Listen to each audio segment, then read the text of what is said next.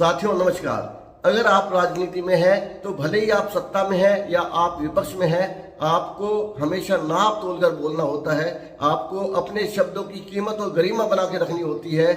लफाजी करना और एक सीमाओं के बाहर जाकर बोलना, कई बार वो शब्द और आपका अतीत आपके भविष्य में आप आके आपके सामने खड़े हो जाते हैं और आपको मुंह चढ़ाते हैं कि आपने अतीत में क्या क्या बोला है। उनका जवाब देना आपको मुश्किल पड़ जाता है, आपको भारी पड़ जाता है। यहाँ पर मैं बात कर रहा हूँ देश के प्रधानमंत्री नरेंद्र मोदी जी का। हमारा देश तनाव से चल रहा है, युद्ध जैसी स्थिति से चल रहा है। हमारे देश की जवानों ने पूरी ताकत सीमा पर झोंक रखी है। उधर पाकिस्तान ने भी अपनी सेनाएं और हथियार लगा रखी हैं। देश के अंदर मीडिया ने पूरी ताकत लगा रखी है झूठ बोलने में, बकवास और लफाजी करने में। उधर पाकिस्तान का मीडिया भी बिल्कुल यही काम कर रहा है।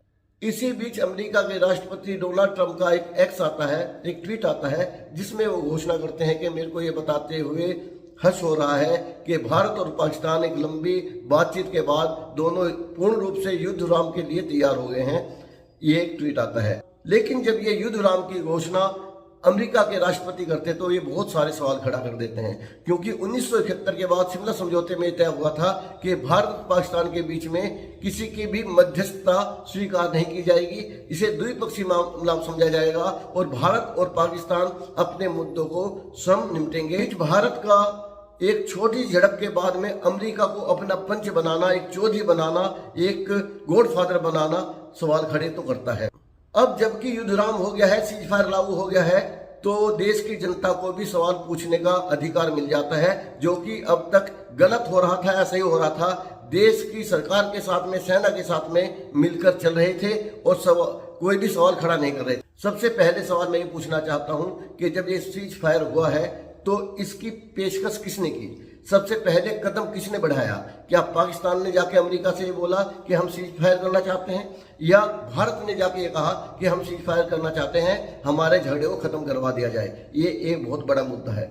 यहाँ पे मैं ये बताना चाहूंगा कि जो 6-7 की रात थी जिसमें 9 आतंकवादी ठिकानों पे भारतीय सेना ने हमला किया था, उसके बहुत सारे सबूत हमारे साथ में है, बहुत सारी वीडियो हमारे साथ में है। पाकिस्तान ने इस बात को खुद भी स्वीकार किया है कि उसके 9 ठिकानों पे हमले किए गए हैं, उसमें बहुत सारे लोग मारे गए हैं। लेकिन उसके बाद एक भी कोई ऐसी पुख्ता खबर नहीं आई जिसमें यह बताया गया हो कि भारत ने कोई बड़ा हमला किया हो, कोई बड़ी मिसाइल पाकिस्तान के ऊपर छोड़ी हो। कोई ऐसी खबर पुख्ता आई नहीं है जिसमें यह बताया गया हो कि भारतीय सेना पाकिस्तान के अंदर घुस गई हो, बल्कि लगातार ये खबरें आ रही थी कि पाकिस्तान सीमा के हर हिस्से पर हमले करवा रहा है, ड्रोन से, मिसाइल से, छोटे हथियारों से शेलिंग करवा रहा है, क्रॉस बोर्डिंग फायरिंग करवा रहा है और भारत उसका जवाब दे रहा है, उनके हमलों को नाकाम कर रहा है। तो कहीं कहीं ऐसा लगता है कि कहीं पहले हमले के बाद में मोदी सरकार कमजोर तो नहीं पड़ गई, क्योंकि लगातार खबरें ये आ रही हैं कि पाकिस्तान की तरफ से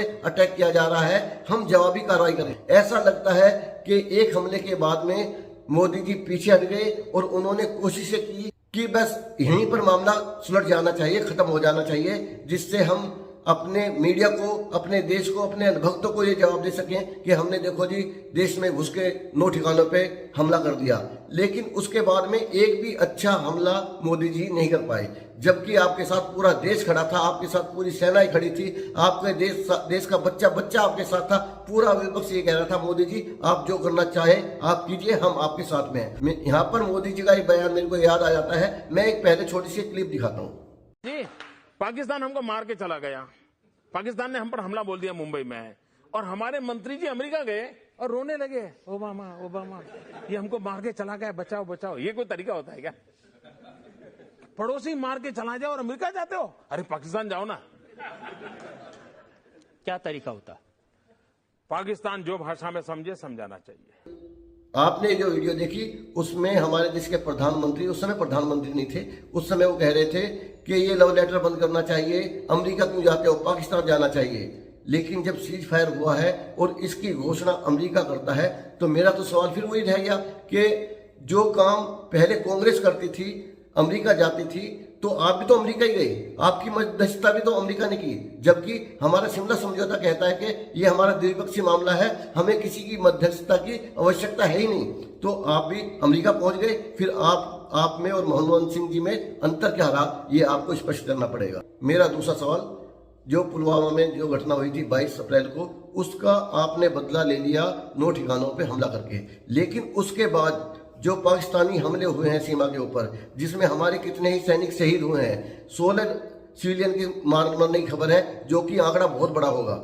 इन लोगों की मौत का बदला कौन लेगा, मैं आपसे जानना चाहता हूं। 26 लोगों की मौत का बदला आपने ले लिया 9 ठिकानों पे हमला करके, लेकिन अब हमारे जो सैनिक खत्म हुए हैं, जो सीमा पर निर्दोष लोग मारे गए हैं, उनकी मौत का बदला कौन लेगा, मैं आपसे पूछना चाहता हूं।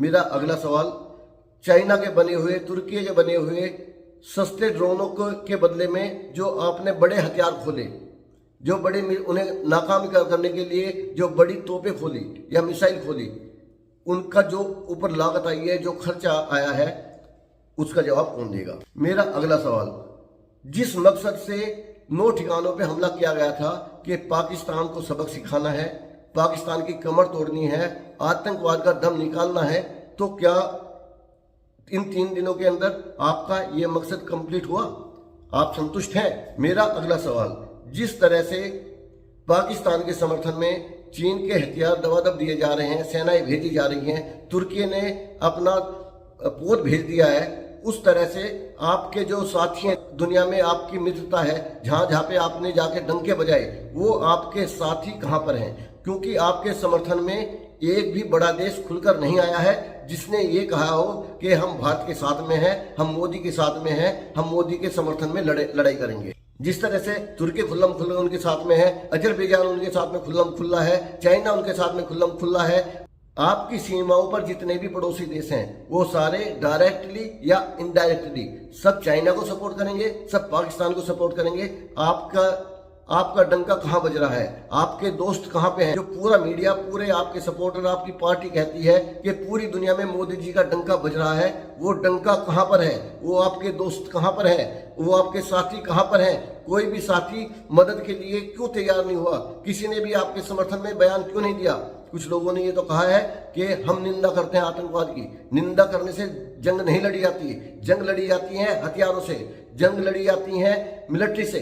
आपके समर्थन में एक भी बड़ा देश खुलकर आया हो तो आप आज कह सकते हैं कि आपका दुनिया में डंका बज रहा था। कम से कम इस बात की पोल खुल चुकी है कि विदेश नीति पर आप बिल्कुल फेल हुए हैं। साथियों, किसी भी समय आप अपने टीवी चैनल खोल के देखिए, वहां पर ऐसा लग रहा है कि जैसे पाकिस्तान ने घुटने टेक दिए हों, पाकिस्तान ने हाथ जोड़ लिए हों, पाकिस्तान ने माफी मांग ली हो, पाकिस्तान ने युद्ध विराम की याचिका दायर की हो। उसी तरह बिल्कुल अगर आप पाकिस्तान के न्यूज चैनल देखेंगे तो वहां पे भी ये दिखाया जा रहा है कि मोदी जी ने हाथ जोड़ लिए, मोदी जी घुटनों पे आ गए, मोदी जी डर गए। अब ये कैसे पता चले कि डरा है या पाकिस्तान डरा है? अब ये कैसे पता चले कि युद्ध विराम की पहली पेशकश भारत ने भेजी है या पाकिस्तान ने भेजी है? देश का मीडिया दिखा रहा है कि प्रधानमंत्री के साथ में विदेश मंत्री की वार्ता चल रही है, सेनाओं की वार्ता चल रही है, गृह मंत्री की वार्ता चल रही है। कहीं भी किसी भी चैनल ने अब तक ये नहीं बताया कि पाकिस्तान के साथ में कोई वार्ता चल रही है। किसी ने अब तक ये नहीं बताया कि अमेरिका के साथ में कोई वार्ता चल रही है। जब अमेरिका के साथ में कोई वार्ता चल नहीं रही, पाकिस्तान के साथ में कोई वार्ता चल नहीं रही, तो अचानक ये चीज फायर क्यों हुआ?